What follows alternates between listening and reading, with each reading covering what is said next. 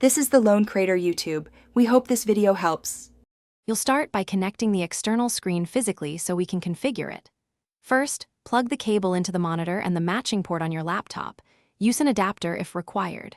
Once connected, power on the display and set its input to the correct source. Make sure your laptop is awake and drivers are current. Update or restart if a screen isn't detected. This first step gets the hardware visible so the operating system can recognize the second screen. Now you configure how the extra screen behaves. Open your display preferences, Windows Settings System Display or Mac OS System Settings Displays, and detect the new monitor if needed. Once shown, choose Extend to expand your desktop versus Duplicate to mirror it. Drag the display icons to match physical positions so the mouse moves naturally. Adjust resolution and scaling for readability, set orientation for portrait if used, and pick the primary display. Once done, applications will flow between. Finish by fine-tuning and preparing for problems.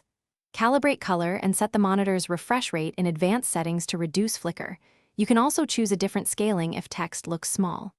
Learn the shortcuts: Windows, Win plus Shift plus arrow, Mac OS, drag with mission control to move windows fast. If the second screen is blank or flickers, restart your laptop, try a different cable or port, and update the GPU driver. If issues persist, test.